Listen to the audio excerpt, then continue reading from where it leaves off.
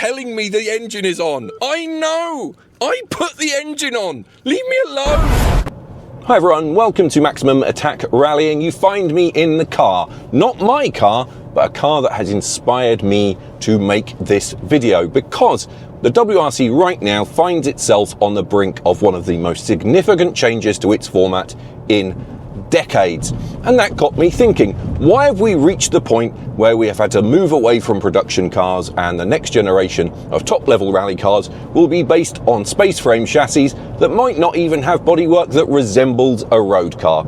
And this Ford Kuga that I'm driving today might hold a clue. So in this video I'm going to talk about why I think not only is the WRC going wrong, not only are manufacturers going wrong, but maybe, just maybe, us, the buying public, are also going wrong. So, in this video, why is the Ford Kuga to blame? Let me explain. What am I talking about then? Well, we have seen a big shift, haven't we, over the last few years. We've seen manufacturers slowly eroding their lineup of normal cars and replacing them with things like this, the crossover slash SUV. Basically, a normal car lifted up a little bit and made to appear like it has some off-road credentials. In a way, that's not a problem, is it? Some people like cars like that, and I have no issue at all if an SUV is suitable for your needs. By all means, buy one. You know, for a lot of people, they do a job, and that's absolutely fine, isn't it? I think the problem becomes when we've seen this erosion of choice. Effectively, you know, we used to live in a world where you could buy all kinds of different shapes and sizes of cars, and now if you look at Ford in particular, they have basically obliterated their European range of cars and focused almost exclusively on the SUV and crossover. So we saw the Fiesta, Ford Focus and Ford Mondeo all removed from the range and effectively replaced by the Puma and the Kuga. Not the same cars, are they? Not the same cars. And from our perspective as motorsport fans, we've seen all of the sporting models outside the Mustang eliminated completely. So the Fiesta ST, that was replaced by the Puma ST. That in itself then became a 1 litre hybrid automatic, so not very sporty at all. And you know, in the C segment, we went from things like the Escort Cosworth and Focus RS to nothing, because there is no larger sporty Ford these days. Even cars like the Mondeo ST and Sierra Cosworth before that are all a distant memory. And as fans of sporting cars, well, that doesn't leave us much choice, does it? And for the manufacturer, what are they going to compete in if they want to go racing? They don't have anything. So you can kind of see why manufacturers are saying, well, if we want to do rallying, our cars will have to be space frame buggy things, because we don't actually make anything anymore. And I think one of the big issues with that is not just the transition, but it's the way that the transition happened. So I've heard stories about this across the board from multiple manufacturers. Basically, during COVID, when there were shortages of parts, they prioritised their more profitable models, i.e. the crossovers and SUVs. And then they said, well, no one's buying small cars anymore, so we don't need to make them. That wasn't strictly true, was it? Because if someone goes into your dealership and say, hi, I'd like a small hatchback, please. And you say, well, we can't actually sell you a small hatchback. We don't have any. You can have this crossover instead. That's not a lack of demand, is it? That's a lack of supply, and that is engineered lack of supply. And the reason they do that is profit. You can sell a jacked up version of your small car, call it a crossover, and sell it for more money, but you're actually using a lot of the same parts, so your profit margin becomes higher. And then when you consider the pressure on manufacturers from legislation to include all of these useless, annoying ADAS systems and other technology, that makes it harder and harder for the manufacturers to make profit from small cars, and thus there's more incentive for them to focus on higher profit ones. And we can't blame them for that in a way.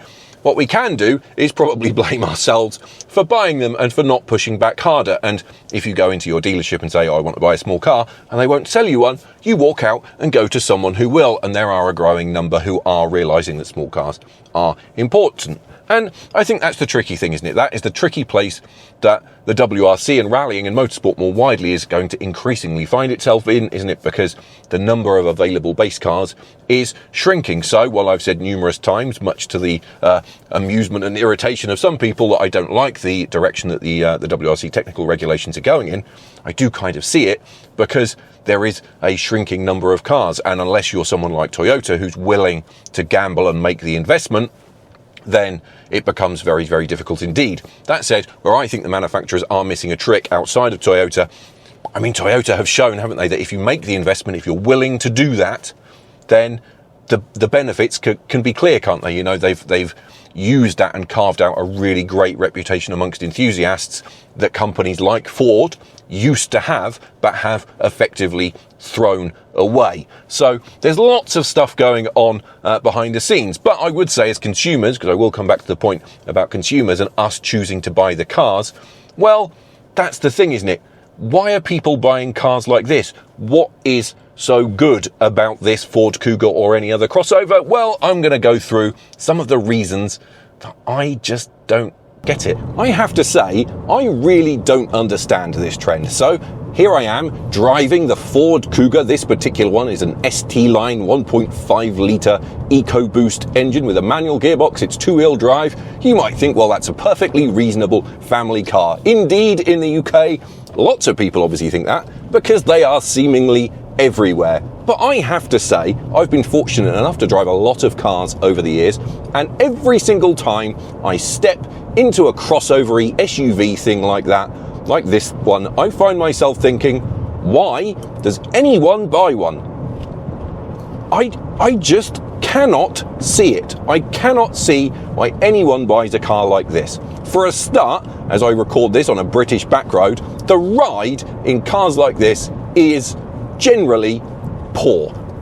Poor is probably being generous. You might even be able to see the camera being jiggled about, because the problem is, if you take a car and you lift it up, you make the suspension taller, all of that mass is now floating around higher up, and it's more difficult to control. And in order to stop the car rolling and tipping around, manufacturers tend to make the suspension stiffer, and that makes the ride worse. So this car somehow rides worse than a normal car, and in my experience that is true almost universally. So whether it's something like this, which is effectively a sort of jacked up Focus / Mondeo, or whether it's the really agricultural separate chassis type cars, you know, your Nissan Patrols and all of that sort of thing, basically, in my experience, anything short of a Range Rover rides worse than the equivalent normal car.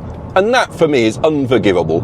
I would say that unless you specifically need to be sitting up higher, perhaps you struggle to get into a lower car, or you go off-road, I cannot see any justification for buying a car like this, because in my experience, and I've driven a lot of them, they're just worse.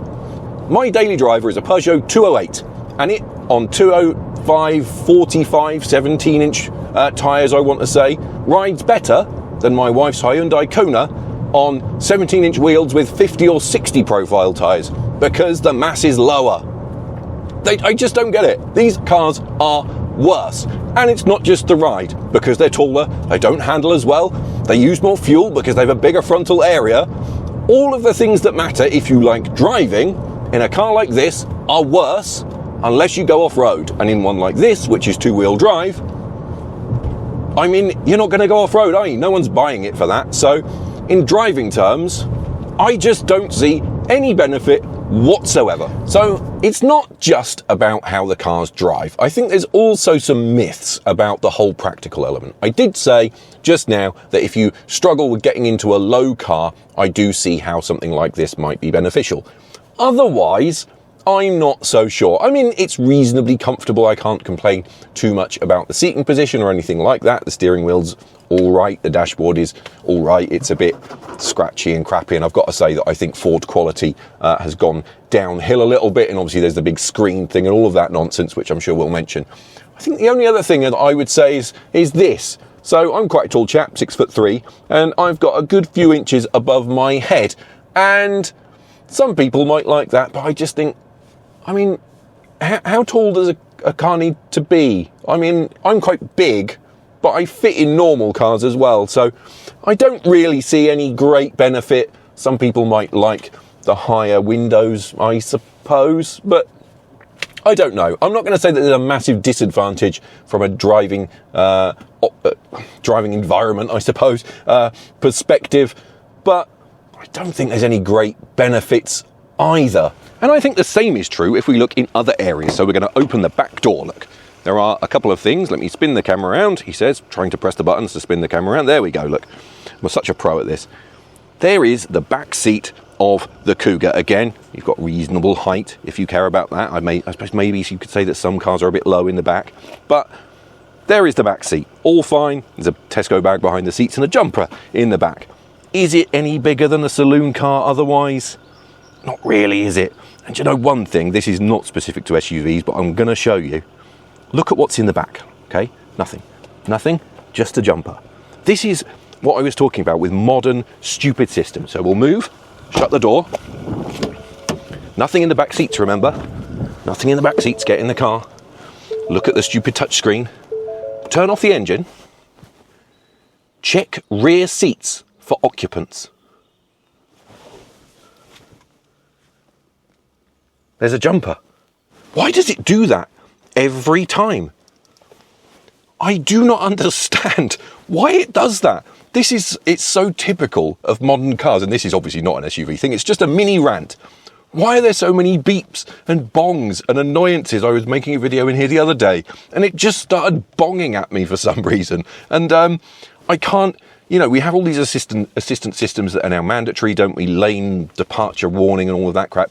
I cannot figure out how to turn it off in this car without, I haven't actually done this. I was driving the other day trying to press buttons to find out how to turn off some of the assistant systems because it kept grabbing the wheel all the time when I was driving down an A road. Can't find it. So many manufacturers are getting this stuff wrong. Some are doing it much better than others, it has to be said, but in this, oh my goodness, the assistance systems are so irritating. Just, drives me mad. I just want to drive the car. I'm capable of driving the car. I don't need you nannying me. Leave me alone. Anyway, rant over. We're outside. Let's not rant about assistance systems. So we're going to look in the back instead. Look in the back of the Kuga. Spin the camera around. Look, that the boot goes up electrically. There's a box in there, look. Now, this car is not the worst offender. You can see there's an auto glint box with some crap of mine in it. The boot isn't too bad. We managed to fit 4 quite large suitcases in here, which was more than I expected. But as I sit, I can spin it around, I can sit in the back like it's a Range Rover. This, by the way, is terrible. This floppy parcel shelf thing falls off all the time. One thing, though, I have found with these cars, I'm not going to sit in the back like it's a Range Rover because it's actually not very comfortable. I cannot understand the boot thing. People say, oh, well, I like an SUV because it's bigger. Some of them are. This one is okay. Is it any better than a Focus Estate? If you look, if we close the boot again, we come over here, look. I press the little button up here, look, a little button, press the button, and the boot goes down. We'll shut the door as well. For all its extra height, if I put that down, is that car any bigger than a Focus Estate? When I requested this car, by the way, when I rented this car, I asked for a Skoda Octavia, and this is what I was given because apparently you can't have a Skoda Octavia anymore because all they do is SUVs and crossovers. You can't tell me that I would have fitted any less in the boot of the Octavia. Even though the Octavia is a hatchback, it would have fitted the 4 bags in with ease, probably more stuff than that. And this is the problem. I've had another experience in the past. I rented a car for a week and it was a Volkswagen Polo. Perfectly fine. Good little car. I travelled on my own and then back to the UK. And then a few days later, my wife came over and we were going away. So I thought I'll give the Polo back and get a slightly bigger car so I've got a bit more space for our luggage. So I asked for a car, a Ford Focus or similar. So the next size up. And what car did they give me? A Peugeot 2008. That's not the next size up, is it? Because a Peugeot 2008 is a Peugeot 208 on steroids. And this crossover actually had less boot space. It had less boot space than the Polo. I had to squeeze our bags into the back of it. And I think this is one of the big cons with these cars is they're taller, yes. They have a bit more ground clearance, which doesn't matter to most people. but the interior space is no bigger. The boot is rarely any bigger. And I think that is such a huge con. And you have to remember, as I said, you are paying more for the same mechanical components, same engine, same gearbox, same electronics. You're paying for this. You're paying thousands of pounds for this. That's it. That's it. I think there's another important thing that we need to touch on, and that is this less tangible kind of inspirational element, but I actually think it's really important.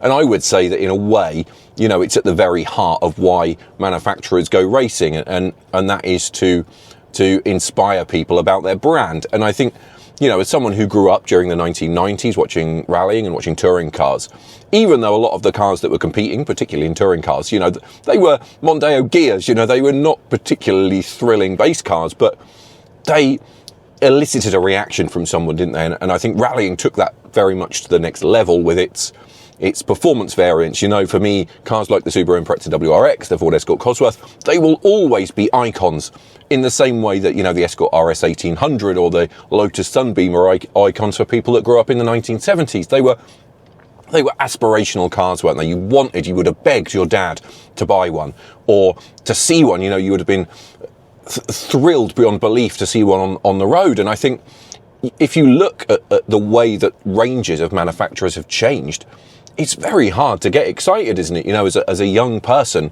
if you look at the Ford lineup, you know, you've got a series of pretty generic crossovers, and you have to say that a lot of other manufacturers are in a very similar position. And I think, you know, the manufacturers need to remember that we need to inspire people to be interested in cars. We're at a time where driving is very expensive, cars are very expensive, and increasingly a lot of people are choosing not to bother. You know, they're choosing not to bother to get a driving license. They're choosing to use Ubers or other forms of public transport or just to walk or cycle because cars are not as exciting and as inspirational as they once were, certainly not relative to their price.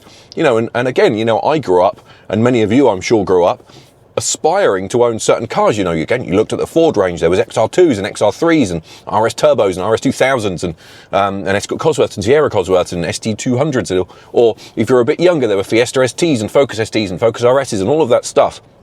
You know, and Peugeot had their 205 GTIs and 405 MI16s or 306 GTI 6s. All of these performance models inspired people and got people excited about a brand. And I think we're really missing that at the moment. You know, some manufacturers are still doing it. You know, you could say that BMW still do it with their M cars and Audi do it with their RS cars, but the more mainstream manufacturers have backed away from it almost entirely. And if you go on the website of most manufacturers now, it is a very, very dreary place with a lot of very generic, uninspiring cars. And if you're a manufacturer, I'm sorry, but you need to be exciting people. You need to be looking at people and thinking, okay, how can we get people excited about our cars and our range? And, you know, how can we inspire the next generation? And I think, you know, the combination of these dreary road cars and the lack of relatability in the motorsport programs, I think that creates a problem, doesn't it? I think if you look at Volkswagen, for example, they always had this idea that someone would have a Polo as their first car, and they might then graduate to a Golf or a Golf GTI if they were doing a bit better, or a Polo GTI, and then they'd have a family and they might move up to a Passat. You know, there was an attempt to get people hooked when they were young with your more affordable cars, and they would move up the range, wouldn't they? They'd move into the sporty model or the more practical, larger luxury model. Now, who's going to do that? What 17-year-old or 16-year-old or 15-year-old is going to be sitting thinking, man, I really, really want a Ford Puma? No one is going to think that. And I think that's something that manufacturers need to be really cautious of. As I said, you know, we're in a time where cars are very expensive, getting more expensive. We need to inspire people. And you inspire people by having interesting cars in your lineup. And yes, you might not sell them by the bucket load, but they actually attract people to your brand. And can anyone honestly tell me that generic, you know, crossover A or generic crossover B is actually inspiring? I don't buy it. I really don't buy it. So there we have it. These cars as an ownership proposition for the majority of people are probably worse, if we're being honest with ourselves. There is, of course, the elephant in the room, and that is status. People like their car to look and convey a certain status, don't we? And over the last few years, that status symbol has moved towards cars like the SUV and the crossover, influenced, of course, by cars like the Range Rover. Most people can't afford a Range Rover, however, so when manufacturers like Ford and Vauxhall and others started offering jacked up versions of normal cars, people flocked to them because I've just got to a junction, they feel perhaps projects a certain status. The problem with that argument, of course, is that when everyone has one, that no longer matters. If you give everyone in the world £1 million, £1 million becomes worthless because everyone's got £1 million. And the same is true with this, isn't it? If everyone's got an SUV crossover, they no longer project any status. The only other thing is some people obviously like sitting higher up. Okay, I get that. But does everyone need to do that? Not really. And I must say I don't like sitting higher up. But I understand that there's personal preference. But is it everyone? No. I think what we've seen is, as I talked about earlier, the market driving people towards cars like this because they have a higher profit margin.